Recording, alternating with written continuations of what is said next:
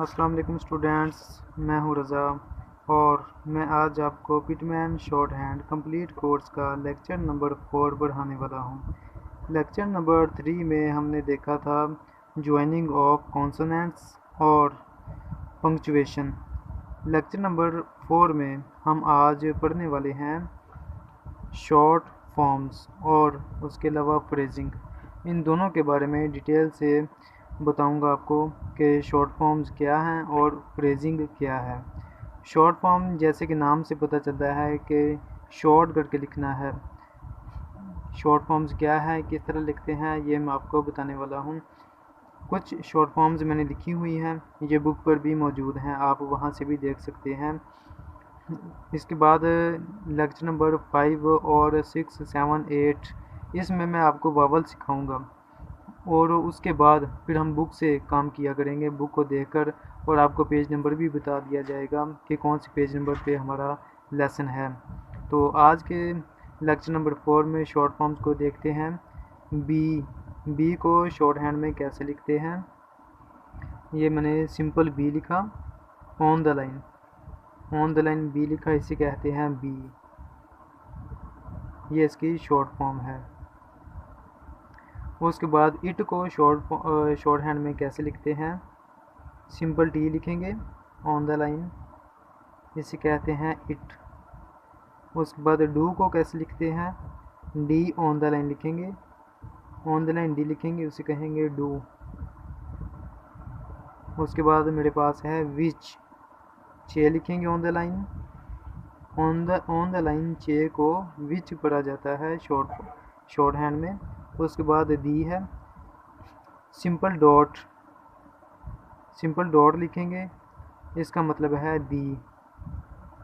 उसके बाद मेरे पास टू है, टू को ऐसे लिखेंगे। ये जो पी है, पी को हाफ करके लिखेंगे, उसे कहेंगे टू। हाफ से भी थोड़ा सा छोटा होना चाहिए, ये है टू। उसके बाद है टी डबल ओ टू और टी डब्ल्यू ओ, ये टू। ये दोनों जब भी आ जाएं तो आपने इसे, जो बी होता है, बी को हाफ करके, बल्कि हाफ से भी थोड़ा सा छोटा लिखना है, उसे पढ़ेंगे टू। उसके बाद है बट को टी को हाफ करके, टी को हाफ से थोड़ा सा कम लिखेंगे, इसे कहेंगे बट। और जो हु है वो ऐसे लिखेंगे।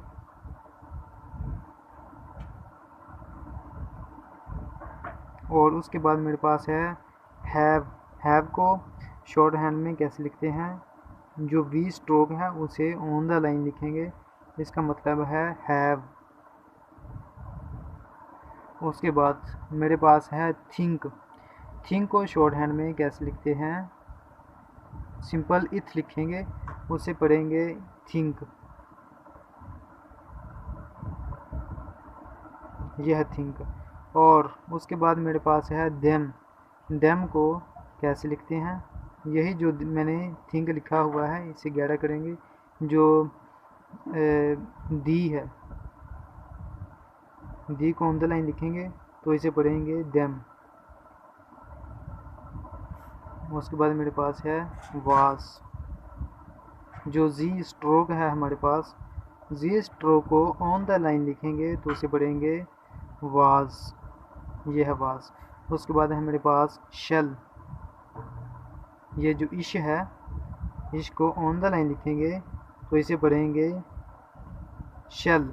और जो यूजुअली है, और ये स्ट्रोक को ऑन द लाइन लिखेंगे तो इसे पढ़ेंगे यूजुअली। ये तो थी शॉर्ट फॉर्म, आपने इसकी बार बार प्रैक्टिस करनी है और उसके अलावा इसे याद भी रखना है क्योंकि ये बार बार इस्तेमाल होंगी। उसके बाद मेरे पास है फ्रेजिंग कहते हैं जोड़ कर लिखना है। कल जो लेक्चर नंबर 3 में हमने पढ़ा था वो था स्ट्रोक को जोड़ कर लिखना, लेकिन स्ट्रोक के साथ शॉर्ट फॉर्म को जोड़ कर लिखें तो उसे कहते हैं फ्रेजिंग।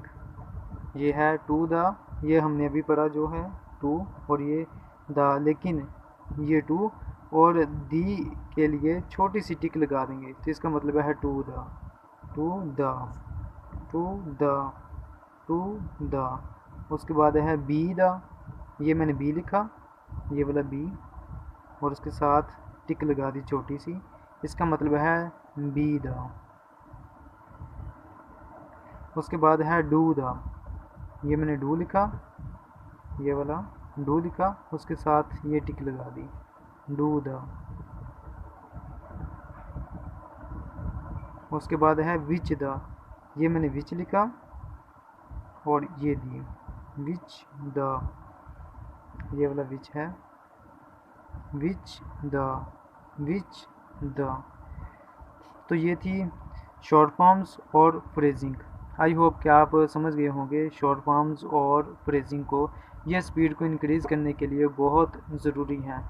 लेक्चर नंबर 5 में, 6 में, 7 में और 8 में हम वावल्स को पढ़ेंगे डिटेल के साथ, और उसके बाद डिटेल से पढ़ने के बाद आप उसे समझ सकेंगे कि वावल्स क्या हैं और उसका रोल आगे क्या होने वाला है। ये आपको मुकम्मल अगली आने वाली 2-3 वीडियोस में तफसील के साथ बताया जाएगा।